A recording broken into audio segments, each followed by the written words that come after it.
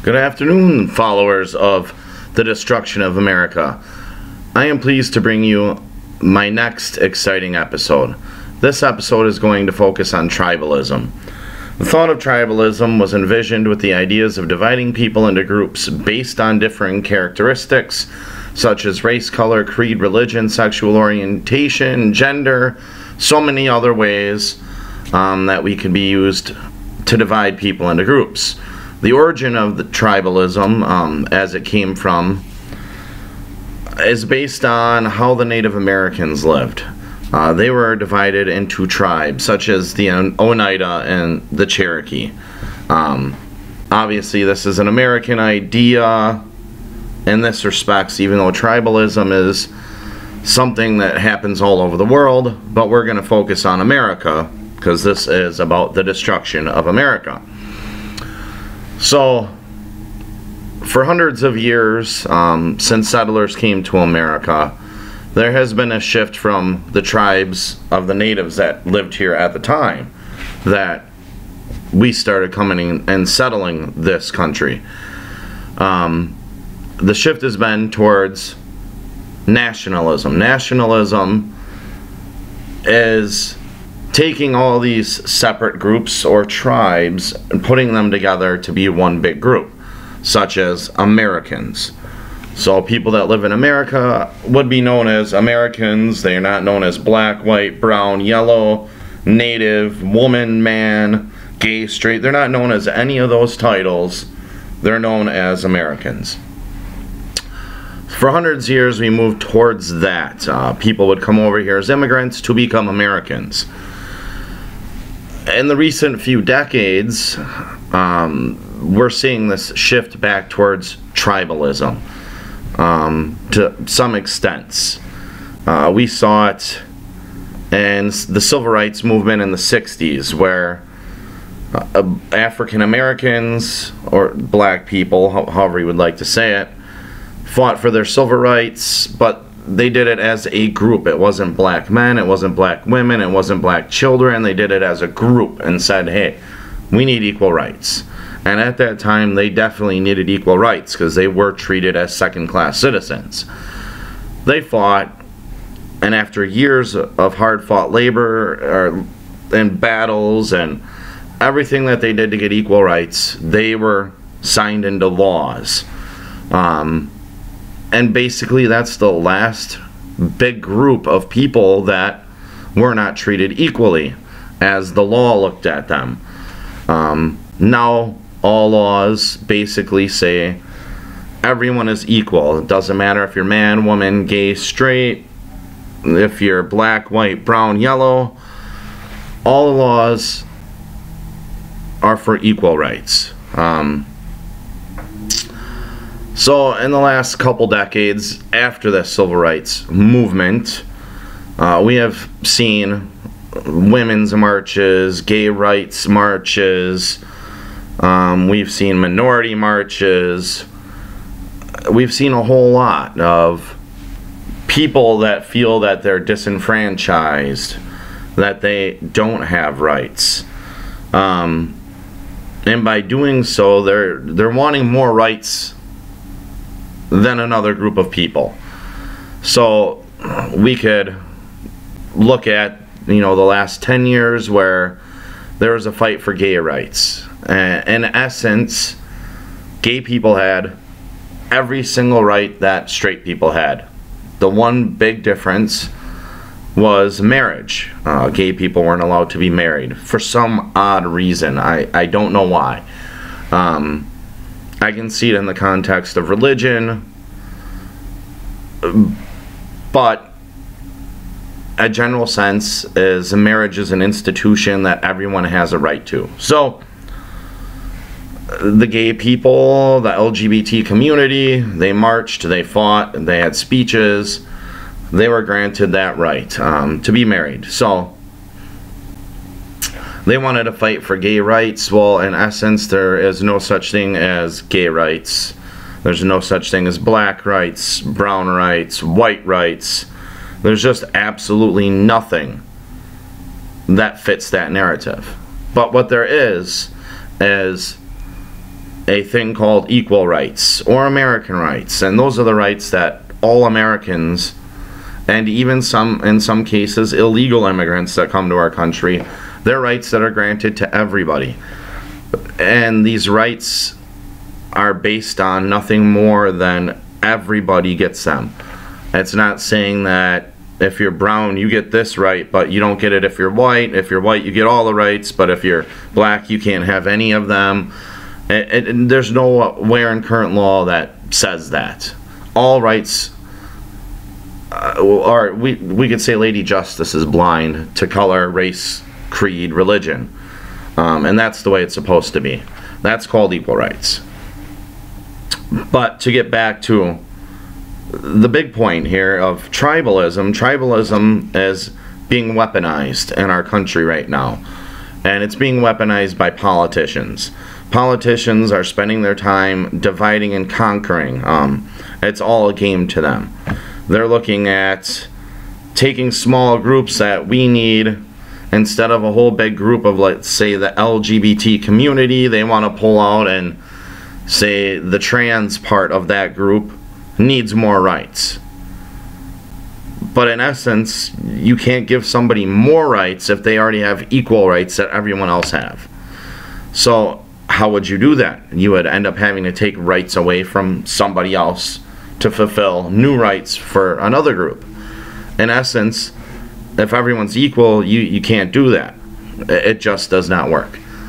But they're playing a game with fire. They are trying to get their voting base bigger. So they sit and, you know, the black woman is held down. This is what we need for the black women. They don't take very large groups of people. They generally take small groups. Let's say we're going to get 1 million of you that are in this one group. We're going to focus on issues for you. Okay, now you're going to go vote for them because they fought for your issues.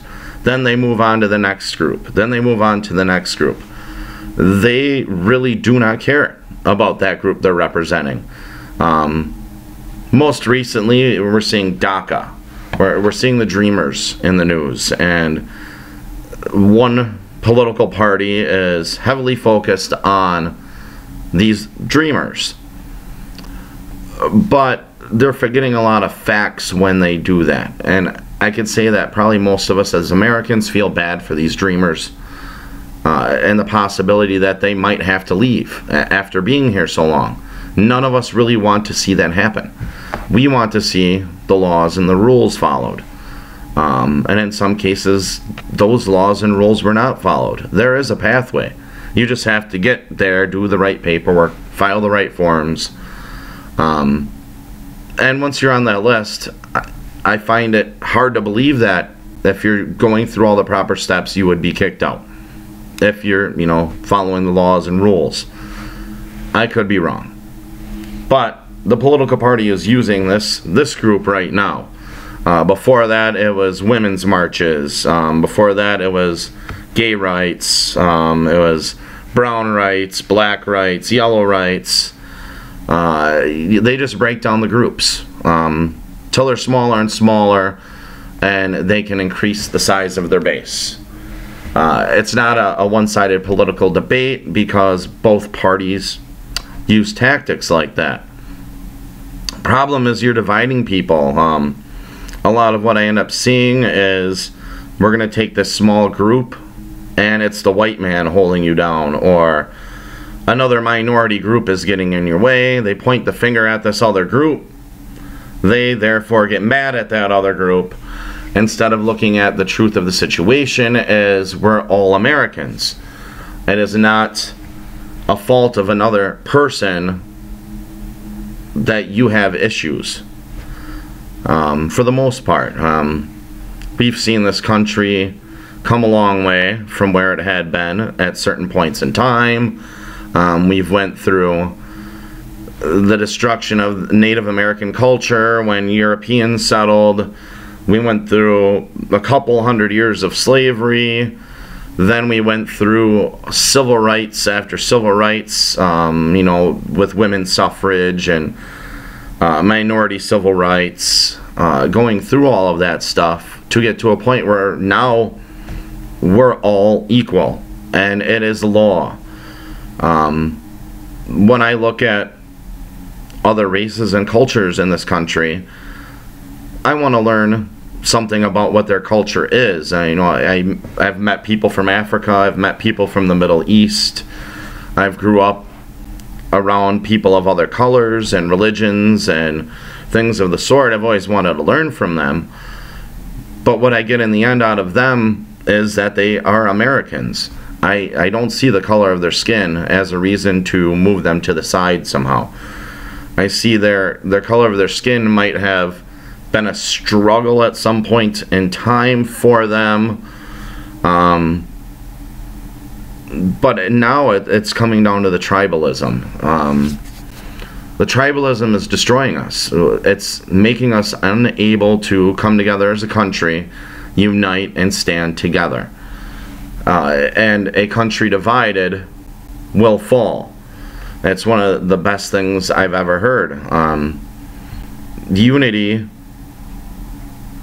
the thought of people coming together scares our government, because then they don't have specific group issues they have to focus on, and their political platforms fall.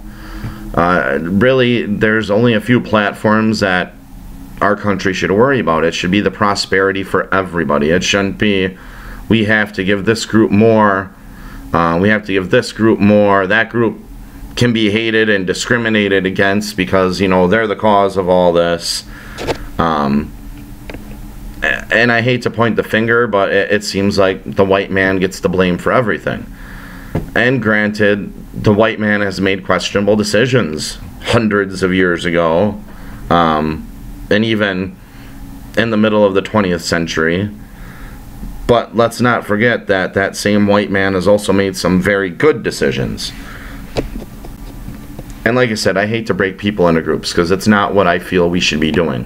When I go out and I'm surrounded by people, I see Americans.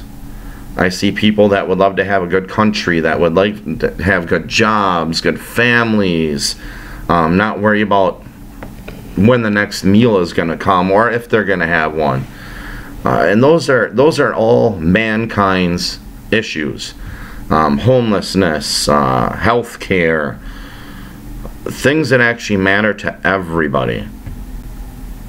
But in the end, our politicians want to seize on the emotions, and by seizing on emotions, they're doing that to divide. And if you look at it and really pay attention, they honestly don't care. You're not going to see, for instance, a white politician that's fighting for Dreamers. When they're given a deal that says, here, we're going to save the Dreamers, they just fight it, because they don't have anything more to fight for. Honestly, they switch the subject and say, oh, now this plan is racist. Like, come on. You wanted Dreamers to be protected, they're now protected. Or could be. It's been an issue for decades now. We have seen worldwide tribalism is dividing the rest of the world. At one time, Russian Federation, known as the USSR, divided into different countries, and now all those countries, they speak different languages, they're different people. They're not the Russian Union or USSR that it had been. So it tribalized, which is good because it was under communist control, and it's not supposed to be now, but it's hard to, talk about what Putin really does over there versus what we see he does, or sometimes hear he does. We're seeing the European Union that was, nationalized, is starting to break up with Brexit. They're out, going back to their tribe. We're seeing a whole lot of it, where continents and countries and nations and states are being divided now. There's people out there segregating at schools again, or wanting to. We have a congressional black caucus. We have a Hispanic caucus. Why? Why do you have to divide yourselves? You are the Congress. Unite, work together. I don't care if you're a Democrat or a Republican. Your job is to work together. It's not to divide yourselves and say, well, the Congressional Black Caucus is going to meet today. You should be meeting with all the members of Congress to work on things. Because if there's a Congressional White Caucus, we would have a lot of issues of racism being thrown around, and hatred and bigotry. But that's just not the case. And they don't look at themselves doing that when they separate and segregate like that and form their tribes. So in essence, tribalism just divides. If all the people of all colors, creeds, religions got along, which is a far-fetched idea also, because it's just not going to happen, but united, we can accomplish a lot more than we can if we just point the fingers and say this group needs help, this group needs help. No. Everyone in America needs help. We need to unite. Even if we don't agree on some of the principles we're uniting for, as long as they are for the benefit of the majority as well as the minority, we can accomplish a lot more. Like I said earlier, I mean, the best thing I have ever heard when it comes to this is united we stand, divided we fall. And it is a 100% fact. That is going to be another piece of why America is being destroyed from within. We don't unite. We fight and quarrel over tiny things that we don't need to. We need to figure out the major issues, get them solved, then move on and work as a group to solve the little issues. And if the little issue to you is big, speak up. Say, hey, I need you all with me. Don't just say, I'm going to call on my brown friends, I'm going to call on my yellow friends. No, call your American friends. Call us. I mean, we should all be united here. It's called the United States for a reason. And it's not just this idea that, you know, on a macro basis we're together and then all the micro bases we're separate. That's not it. I mean, together we can make things happen, or we're gonna let politicians divide us. And I mean, at some point in time we can end up seeing another civil war based on garbage circumstances because we believed our politicians. Not all of them are like that, but there is a large majority of them are. It needs to end. This is something that really kind of ticks me off when I see how people want to divide themselves based on a characteristic. And it's never to unite based on being American. And we're Americans. I mean, people have came to this country for hundreds of years based on a melting pot theory. We're going to come, we're going to join your society, we're going to be Americans, we're going to use the American dream, we're going to find it, chase it. It's never been easy, it's always been a struggle, but that has been the overwhelming sense of why immigrants come to our country. It's a great place to be. But it's not going to be great if we can't unite and stand as one and be Americans. I'd like to thank you guys for watching. Every view I get touches me. We will be back. Episode 4 is going to be about racism.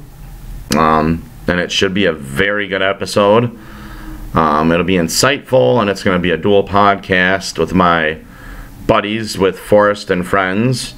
So I encourage you to watch their webcasts that I am a part of.